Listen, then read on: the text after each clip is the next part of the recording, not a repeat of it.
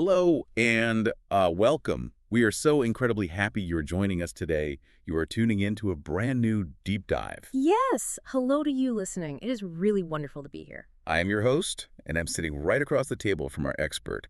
Today we have a very special, very important mission. We do, and it's one that affects every single one of us. Exactly. We are looking at a really interesting mix of sources today. We have some basic English learning dialogues, some vocabulary lists, guides on how families can reduce waste, and even a few business articles. It is a great collection of information. And our goal, our mission today, is to use all of this to learn about eco-friendly daily habits. We want to see how very simple, easy choices can actually protect our planet. Right. And I want to say right away, I know that saving the planet sounds like a giant, overwhelming job. It really does. It sounds like something only presidents or big scientists can do. Exactly. But the truth is, it actually starts with very small, very easy steps right at home. You do not need to be a superhero. You just need to care. I love that. So let's start with the basics.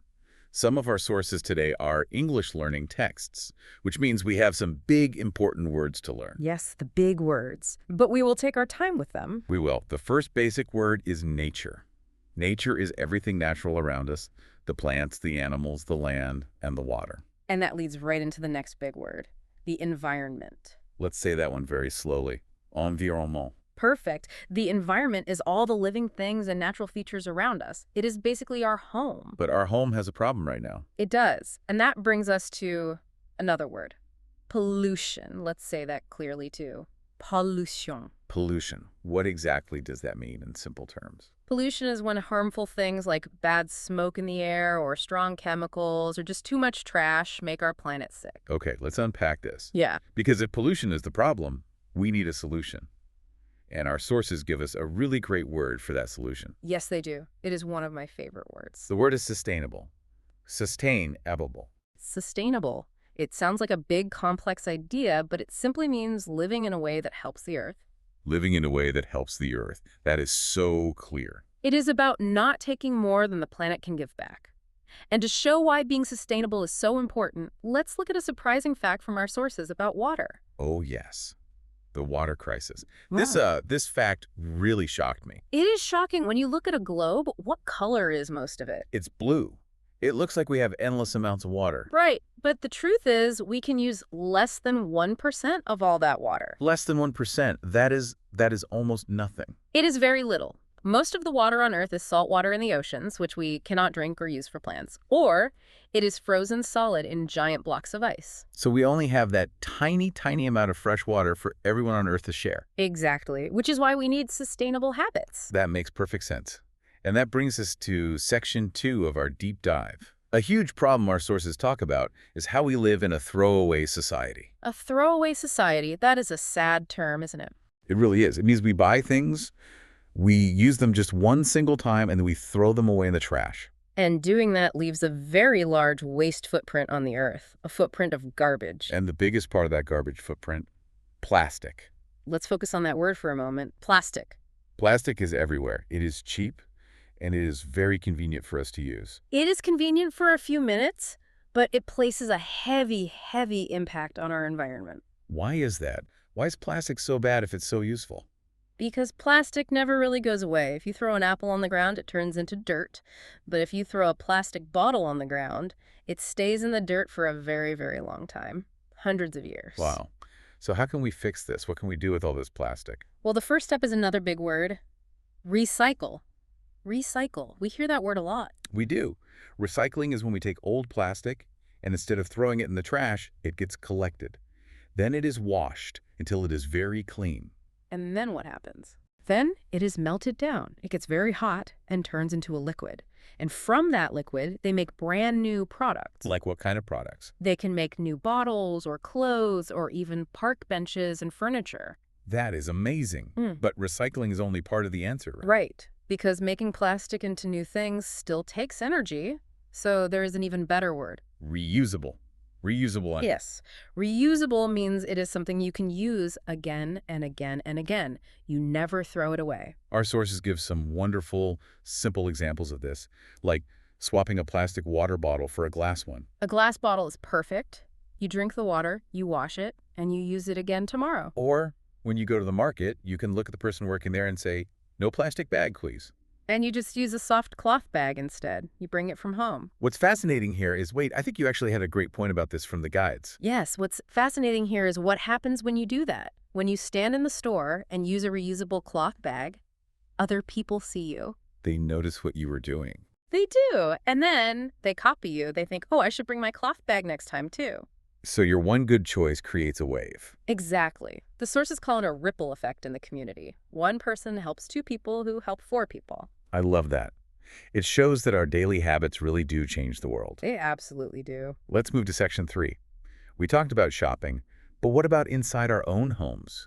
How do we conserve or save our resources? Let's talk about saving water and energy. This is where those daily habits really shine. Going back to water, we know we only have that one tiny percent of fresh water.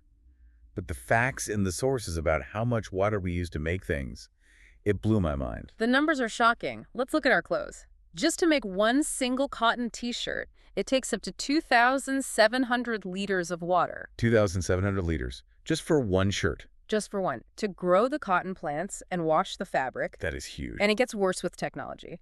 To make just one smartphone, it takes up to 12,760 liters of water. Over 12,000 liters for a phone that fits in my hand. That really shows why we must be careful with water. It does. Which is why we need simple actions at home. Like in the bathroom, the guides say, turn off the tap when you are brushing your teeth. Yes.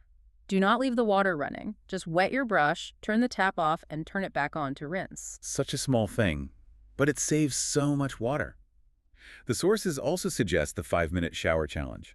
I really like this challenge. Taking a shower already uses less water than filling a big bathtub. But only if you're quick. Right.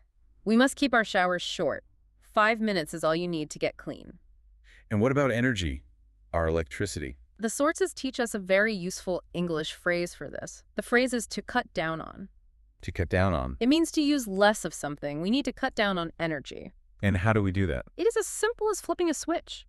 We can cut down on energy by turning off the lights when we leave a room. If no one is in the room does not need light. It's so easy, just turn it off. Small steps, big changes. Now let's head into the kitchen for section 4.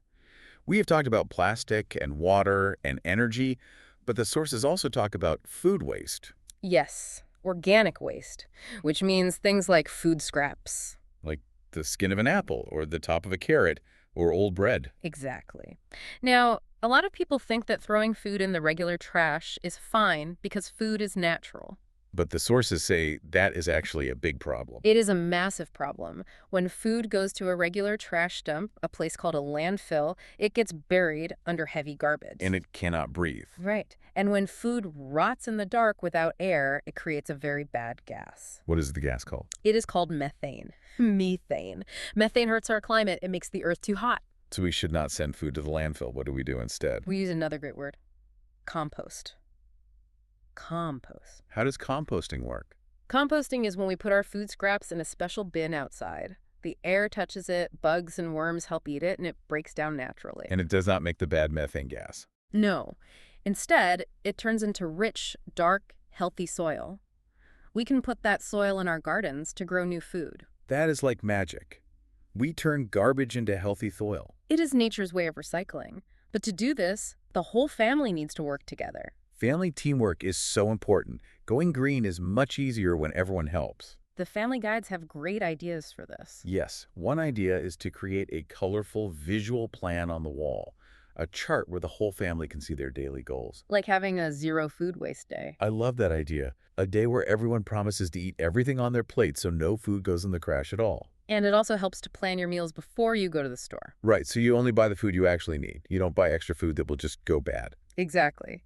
And if we connect this to the bigger picture, this teamwork at home changes the whole world. How does our family shopping change the world? Because big businesses are watching what we do.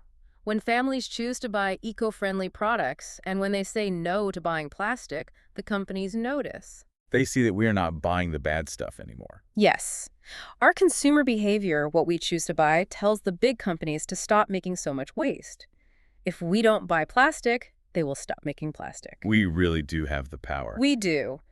Every dollar we spend is a vote for the earth. That is so inspiring. As we look at everything we learned today, living in a way that helps the Earth being sustainable is really just about making small, daily It choices. is about cutting down on waste, recycling what we can, and protecting nature. Every small action helps the planet. I want to share a wonderful story from one of our English learning sources to prove this. Oh, please do. The story is about two people named Sarah and Mark.